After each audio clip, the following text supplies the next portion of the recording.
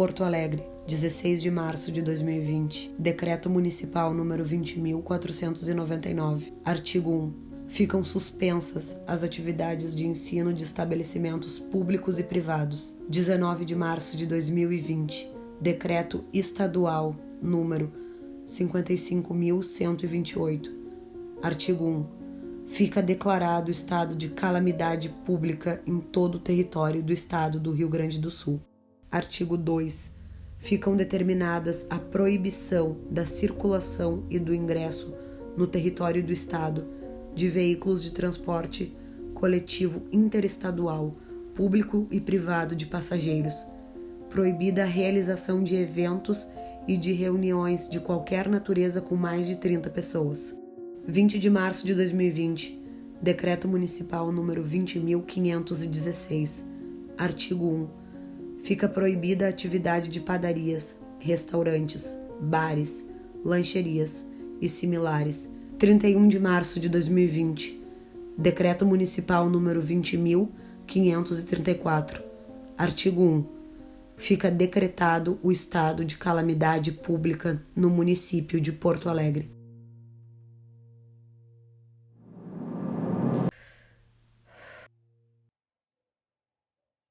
O lar é o ambiente mais seguro em tempos de pandemia. Fato que deixa de ser verdadeiro para muitas mulheres, evidenciado pelo aumento do número de violência doméstica à medida que agressores e vítimas passam mais tempo sozinhos.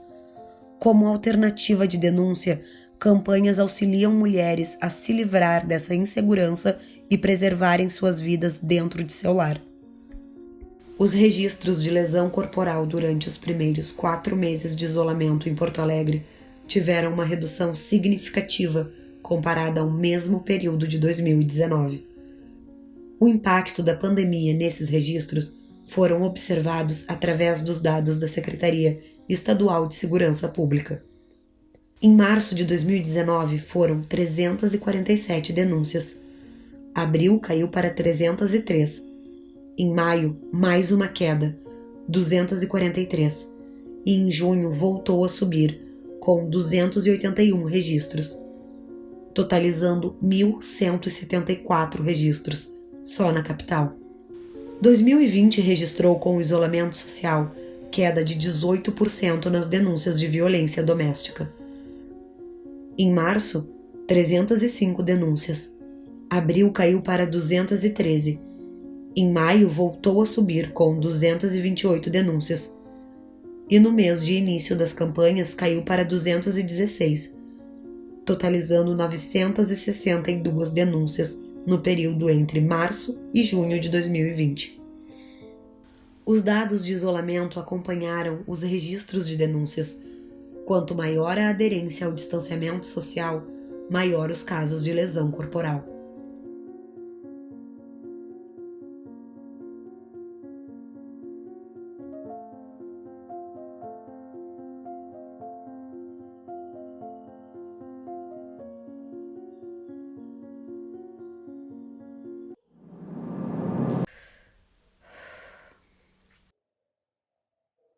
Demorou muito pouco para começar. Nós começamos a namorar e, como todo começo de namoro, tudo é muito incrível.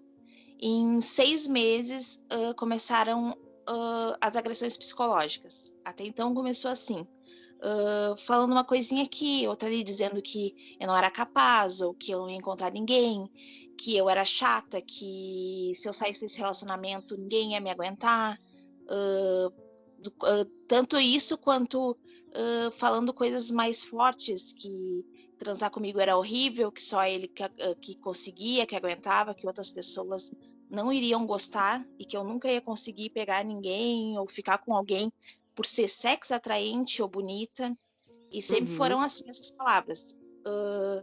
Durante um tempo começou assim, depois começou com empurrões. Aí ele se alterava, principalmente quando estava bêbado ou usava algum tipo de droga. Aí começou empurrões, aí depois dos empurrões foram alguns beliscões que deixavam hematomas, e aí até a partir para a agressão de pegar algo e jogar em mim. Teve uma vez, inclusive, que Nós estávamos na rua, assim, e ele pegou um pedaço de pau, eu não me lembro o que que era, assim, e deixou minhas pernas em miséria. Então, assim, foi muito devagar, sabe? E Uhum. todas as vezes que acontecia, eu ficava muito mal, daí eu dizia que não queria mais, e ele vinha dizer, ah, mas você fez isso, isso, isso, e por isso que eu fiz. Então, assim, acabava que eu achava realmente que eu tinha apanhado ou tinha ouvido coisas porque eu merecia. Tem consequências psicológicas no sentido até de transtornos mentais, de desenvolvimento de transtornos mentais. Então, às vezes mulheres vêm ao consultório da psicóloga buscando atendimento psicológico em virtude de uma depressão e tu vai investigar o que tem por trás daquela depressão é o relacionamento abusivo, é estar sofrendo violência no seu relacionamento matrimonial. Então, essas questões nos mostram o quanto é mascarado, né, a questão do relacionamento abusivo, assim, e é tolerado na nossa sociedade, né? Então as mulheres têm muitos efeitos psicológicos oriundos dessa relação, que é a vergonha, é a culpa, é a baixa autoestima, é a desvalorização, é crise de ansiedade, com medo. Muitas mulheres desenvolvem transtorno de pânico, que é muito medo de sofrer novas violências, estão sempre atentas nelas, desenvolvem toque, em função de estar sempre checando tudo para ver se tá tudo nos conformes, se não pode, né, se responsabilizando pelo comportamento agressivo do perpetrador de violência. Então, tem diversos fatores, sim, que impactam na saúde da mulher, né? Até problemas biológicos, assim, mais médicos, como do gastrointestinal, crises de enxaqueca. Então, a mulher tendo direto crises de enxaqueca. Bom, o que será que está acontecendo, né, que está deixando isso? Sintomas estressores, então doenças oriundas de estresse, como herpes, candidíase, né? Então, tudo isso envolve a saúde da mulher, assim, deixa ela mais propensa a desenvolver doenças oportunistas também, né? Assim, ó, foram 4 anos, não foram fáceis, eu nunca consegui sair. Eu tive situações, assim, extremas de todos os tipos de agressão, tanto psicológica quanto física, e eu nunca consegui. Nesses 4 anos, eu sempre tive alguma coisa que me dizia que eu era culpada de tudo aquilo que estava acontecendo. Eu sempre achei que eu tinha uma parcela de culpa e que acontecia porque eu tinha feito algo antes. Então, assim, quando eu saí, quando eu terminei, que é porque eu já estava assim no meu limite. Aí eu consegui pegar um pouquinho de forças assim do último que eu tinha para terminar. Não foi fácil, porque eu terminei e tive que sair, porque a gente já morava juntos quando eu terminei, e eu tive que sair de casa e ter muita força para não voltar, porque eu ainda pensava que ainda podia ser alguma coisa comigo, sabe? Então, Sim. assim, eu só fui. Na verdade, eu criei coragem um dia de. Eu já tinha criado coragem outras vezes de terminar, mas eu sempre Uhum. voltava atrás. Dessa vez foi. A última vez foi quando eu terminei e não consegui ter um pouquinho de forças para não voltar. Várias configurações de vítimas, né? Aquela vítima que tem filhos com agressores e depende financeiramente dele, é uma das vítimas que mais encontra dificuldade em denunciar, né? Em virtude da dependência financeira dele. Então, como é que ela vai denunciar a pessoa que ele mantém financeiramente?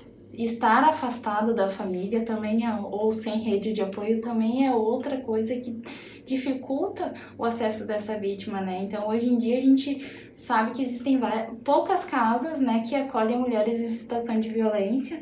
Então, a gente não tem. Ela faz a denúncia, pede a medida protetiva e vai para onde? Então, essa é muita dificuldade de muitas mulheres, né? Outra dificuldade que as mulheres encontram é justamente a dependência desse relacionamento, né? A dependência emocional desse relacionamento. Então, elas têm uma dificuldade enorme, sem tratamento, de sair dessa relação e se manter fora dessa relação, porque o agressor, ele vai atrás, ele vai procurar e ela acaba recaindo. É bem um funcionamento como se fosse uma dependência química, sabe? Então, as pessoas ficam com ainda mais raiva. Nossa, tu denunciou, tu foi atrás e tu voltou. Mas são vários fatores que fazem essa mulher voltar.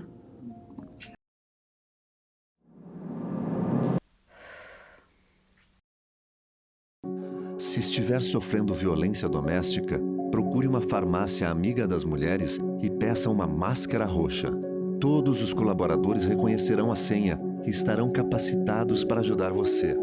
Seus dados e identidade estarão seguros e um canal qualificado será acionado para sua proteção. Para enfrentar a violência contra a mulher, peça Máscara Roxa. Uma campanha He for She, Eles por Elas, pela segurança das mulheres. É uma lei também, paralelo à campanha, eu apresentei um projeto que virou lei, que permite, a partir daí, agora a campanha Máscara Roxa é uma lei e pode, por esta lei, se estender pós-pandemia, inclusive a gente fazer com outros setores, além das farmácias, né? A gente não quer que esses estabelecimentos substituam o Estado. O Estado tem que dar conta dessa estrutura necessária, né, para coibir a violência e tal. Eu acho que todas essas ações que a gente faz têm um objetivo, encurralar, digamos assim, a fazer os homens agressores recuarem. E eles só recuarão se tiver todo um aparato social, se sentir ameaçado também pela estrutura do Estado, porque a estrutura do Estado possibilita também as mulheres ter mais coragem para denunciar. Eu imagino, não é o meu lugar de fala, me policiando, né, uma mulher sair de casa e ir procurar o Estado para denunciar o pai dos seus filhos, aquele que é o que traz o provento para casa, né? E mais o medo de ser vítima da sociedade, preconceito, discriminação, e daqui a pouco vai denunciar, não acontece nada para ele, ou até mesmo encontrar um trabalhador que não está preparado para atender uma demanda como essa. Por isso que as delegacias da mulher são super importantes, porque você treina um profissional, uma mulher, de preferência, que vai atender essa demanda. Não é uma denúncia simples, não é uma relação normal, corriqueira, de agressão, é uma relação social. A campanha do Sinal Vermelho contra a Violência é uma campanha da Abrafarma. A campanha da Abrafarma em parceria com a Associação dos Magistrados do Brasil, né? E o Conselho Nacional de Magistratura. Então, foi uma iniciativa que a Associação dos Magistrados teve, procurou a Abrafarma, a gente desenvolveu um protocolo juntos e implantamos a campanha de Sinal Vermelho contra a Violência, né? Contra a violência contra a mulher. Então, o que se identificou quem identificou foi o Conselho Nacional de Magistratura, né? Que a presidente, a Renata Gil, é uma mulher, e eles identificaram que durante a pandemia havia crescido muito o índice de violência contra a mulher. Então, a mulher estava mais circunscrita à casa, né? Mais em casa. O marido, que então saía de casa para trabalhar muito junto o tempo inteiro, e isso fez com que aflorasse a violência ainda maior. Então, e a mulher muitas, né? Então o que a gente fez nessa ação específica foi desenvolver junto com o Conselho, com a Associação Nacional de Magistrados, um protocolo, né? Então treinamos o nosso pessoal, então a gente desenvolveu uma cartilha em conjunto, gravamos vídeos, treinamos as pessoas, né? Fizemos um trabalho de digamos, educação, né? Ou pelo menos, digamos, disseminação do protocolo, né? Junto às farmácias.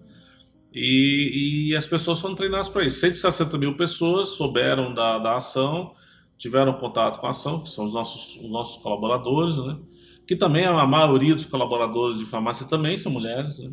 Então, e daí a gente treinou as pessoas e vários casos foram notificados. A gente não tem acompanhamento dos casos em razão até da particularidade, né? Então, aliás, uma das coisas que a gente fez questão de definir no protocolo é que a farmácia seria o ponto de acolhida e encaminhamento, ou seja, então chamaria a polícia, chamaria alguém para vir até a farmácia recolher a mulher, levar e fazer todo o procedimento fora do estabelecimento. Então, o estabelecimento é o local amigável onde essa mulher pode denunciar. Então, isso aconteceu em vários locais, né? Mas a gente não tem esses números não dados em função até da questão da privacidade das pessoas.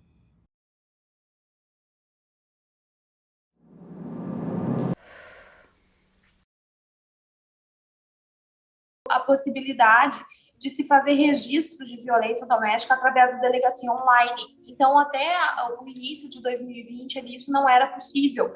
Então, somente era possível fazer registro de violência doméstica presencialmente numa delegacia. Com o início da pandemia, foi disponibilizado, então, que esses registros pudessem ser feitos através da delegacia online. Então, hoje uma vítima consegue, claro, nos casos mais graves, como tentativa de feminicídio, como estupro, a vítima ainda precisa comparecer na delegacia porque precisa encaminhar para a perícia, enfim, né, são casos que demandam uma atenção maior. Mas, assim, por exemplo, nos casos de ameaça, nos casos de lesão corporal, é possível, inclusive, a vítima fazer o registro e juntar ali os prints, por exemplo, das ameaças que foram por WhatsApp ou por mensagem, fotos das lesões corporais, e a vítima ali ainda não é possível solicitar a medida protetiva, mas ela pode dizer ali que ela deseja uma medida protetiva, e a equipe da delegacia vai entrar em contato com essa vítima e solicitar, então, né, fazer todo o procedimento para que ela tenha, então, a solicitação da sua medida protetiva e que ela seja encaminhada ao Poder Judiciário. Além disso, também foi disponibilizado o WhatsApp da Polícia Civil, que é um canal de denúncias, não é um número de emergências, mas é um canal de denúncias para que qualquer pessoa possa, a vítima ou qualquer pessoa da sociedade que presencie uma situação de violência doméstica, ela possa, então, fazer uma denúncia de violência doméstica. A gente recebe quase que instantaneamente e é difundido pelos nossos canais de inteligência para as delegacias que vão ter a atribuição de investigar. Então, chegando aqui hoje em Porto Alegre, nós temos uma equipe multidisciplinar. Então, nós temos assistentes sociais, nós temos psicólogas, porque muitas vítimas que chegam na delegacia são muitos anos de violência sofrida, né? Até que ela se percebe e vem aqui denunciar o seu agressor. Os dados do IPEA comprovam que a vítima fica, no mínimo, em média, 10 anos num relacionamento violento até fazer a primeira denúncia. E nós temos casos que as vítimas ficam 50 anos sofrendo silêncio e são conduzidas pelos netos até a delegacia para fazer o primeiro registro. Então, é uma coisa muito complexa. Não haverá impunidade para entenderem, né, que isso tem consequências graves, tem repercussões processuais, e nós, por exemplo, aqui em Porto Alegre, fechamos o mês de maio com 30 agressores presos por violência doméstica. Por quê? Porque não haverá impunidade. Nós vamos trabalhar de uma forma séria também para ter essa repressão qualificada dos crimes de violência doméstica. O processo de medida protetiva de urgência talvez seja um dos mais rápidos da legislação brasileira. Em 48 horas é aberto diretamente pela autoridade policial, ou seja, pela delegacia em que ela registra a ocorrência, é aberto um processo, é levado ao conhecimento de um juiz e é deferida a medida protetiva ou dado um despacho explicando por que não foi determinada aquela proteção. Então, ele é um processo rápido. Porém, muitas vezes, a falta de cuidado ou a falta de efetivo da polícia ou a falta de tantas outras questões, ela é responsável para que medidas protetivas não sejam cumpridas ou então que agressores não sejam presos. O processo ele é muito rápido, a lei ela é uma das melhores do mundo, o que falha é o sistema. Existem diversos órgãos chamados pela Lei Maria da Penha como a Rede de Acolhimento à Mulher. São centros de referência à mulher, hospitais que atendem como referência também, delegacias especializadas no atendimento à mulher, órgãos dentro do Ministério Público, dentro da Defensoria, dentro do Judiciário. Existem diversos coletivos também que se dispõem a ajudar mulheres, entre eles eu destaco o Projeto Justiceiras e também diversos outros aplicativos. O Mapa do Acolhimento também consegue mapear locais de defesa das mulheres e consegue conectar vítimas com advogadas e psicólogas em todo o Brasil, assim como o Projeto Justiceiras. Então, existe muito trabalho. Esses trabalhos, eles são hoje, inclusive, feitos de forma remota, através de facilitadores como o telefone, o WhatsApp, para que essa mulher, porque muitas vezes ela está do lado do seu agressor, principalmente na pandemia, onde aumentou em 23% o caso de violência doméstica em todo o mundo. Então, essa mulher, ela consegue buscar ajuda e ser acolhida. Ela consegue chegar na farmácia mais rápido do que na ADP. Então, é uma forma, nós precisamos fomentar esta campanha para que aumentem as farmácias que estão aderindo, para que aumentem as pessoas que procuram, para que a gente possa ter mais meios, e a campanha do Sinal Vermelho também, para que seja em restaurantes, para que seja em paradas de ônibus, para que se ela chegar para o cobrador ou para o motorista do ônibus e mostrar um sinal, que eles entendam que aquela vítima está pedindo ajuda, né? E que a gente faça essa cultura de que em briga de marido e mulher se mete a colher, se mete a polícia, que a gente não aprenda a naturalizar essa violência e assistir isso em silêncio, porque isso pode matar essas mulheres.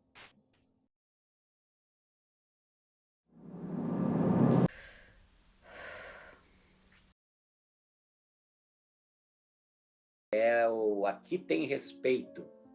Nós começamos uma parceria do Reforchi com a Brasel, que é a Associação de Bares e Restaurantes. Nossa proposta é fazer uma formação para os donos, proprietários e proprietárias de bares e restaurantes, casas noturnas, hotéis, com toda a equipe. E a partir dessa formação, esse estabelecimento vai ganhar um selo do Reforchi. Aqui Tem Respeito, porque eles treinaram a sua equipe e eles assumem também a tarefa de não permitir nenhum desrespeito contra as mulheres naquele local. É formar territórios livres de machismo. Estamos até imaginando, já projetado na nossa ação, aí no banheiro feminino desses locais, vai ter a explicação para a mulher. Se ela estiver sendo perturbada, é só ela chamar um garçom e pede o nome de um drink que vai ser estabelecido. Nós estamos chamando o drink do socorro, mas vai ter um nome lá, discreto.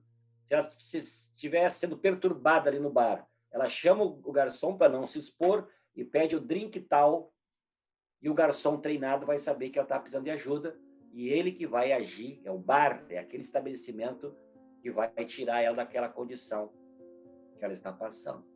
Nós temos vários projetos apresentados e aprovados já, como a tornozeleira eletrônica em homens agressores. Foi aprovada, na época o governador Tarso Géro sancionou, estava sendo organizado todo um sistema de monitoramento especificamente para homens agressores. O Estado iria deixar um sistema prontinho para ser utilizado pelo Poder Judiciário, no caso de um homem que cometeu um crime contra uma mulher. Ele, pagando a sua pena, ou tendo uma medida de afastamento, a mulher ganhando uma medida protetiva, se o juiz ou a juíza avaliar que esse cidadão solto possa ser uma ameaça para a vítima, ele poder determinar o monitoramento eletrônico. Mas aí o Estado tem que deixar pronto um sistema funcionando, que não pode ter falhas. Então o Tarso sancionou, o governador, e lá na Secretaria de Segurança, onde tem toda a estrutura de monitoramento dos homens, enfim, dos apenados em regime semiaberto, né, que são monitorados, estava sendo uma sala ao lado, bem menor, deixado tudo prontinho também o sistema, já todas as televisões montadas, a empresa que fornece tornozeleiras aqui para o Rio Grande do Sul ia fazer uma doação para uma experiência piloto, né? Estava tudo sendo encaminhado. Se quiser pesquisar depois como é a tornozeleira, o sistema que nós montamos, o homem que usa a tornozeleira, ele é monitorado lá nesta mesma sala, mas é interligado um sistema que a mulher também usa um mecanismo semelhante a um chaveiro na bolsa, que também, a partir do momento que romper a distância que foi estabelecida a medida protetiva, tanto o mecanismo que a mulher usa e a tornozeleira do homem aciona, faz um barulho sonoro. E o monitor lá pode comunicá-lo, porque às vezes pode estar num shopping sem saber que eles estão próximos, né? Comunica que está sendo rompida a distância. Se for intencional, dá tempo de chamar uma viatura para ir socorrer essa mulher. A mulher tem diversas garantias, inclusive como o abrigamento, caso ela não possa voltar para casa, como tudo uma proteção, como assistência judiciária gratuita, né? E outras tantas questões. A gente ainda encontra muita dificuldade em proteção, né? Em agilidade. Existem projetos em que determinam a Casa da Mulher Brasileira, que seria um lugar que hoje só tem em São Paulo, mas que seria um lugar que a mulher poderia registrar ocorrência, poderia ter atendimento hospitalar, social e jurídico no mesmo lugar, porque hoje ela ainda passa por uma romaria, tendo que se deslocar, e muitas vezes não tem condições emocionais ou até condições financeiras de fazer isso. Então a gente ainda tem um longo caminho pela frente.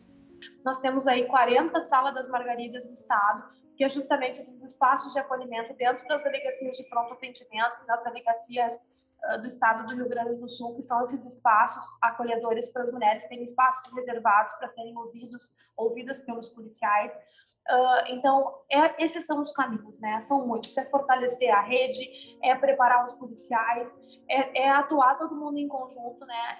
É passarmos uma mensagem que a vítima, quando chega na delegacia, ela precisa ser acolhida. E eu sempre digo que nós vamos servir, proteger e acolher essas vítimas, porque né, o lema da Polícia Civil é servir e proteger, mas temos que acolher.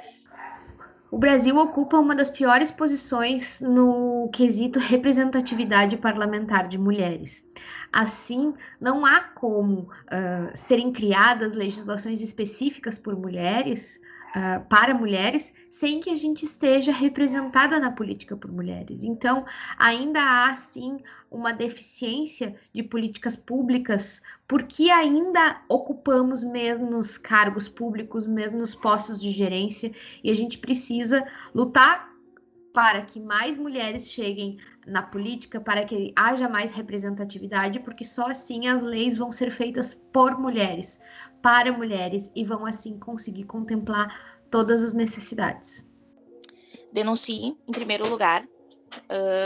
Eu acho que isso é o princípio de tudo. Tem que ter coragem para denunciar, porque não é normal.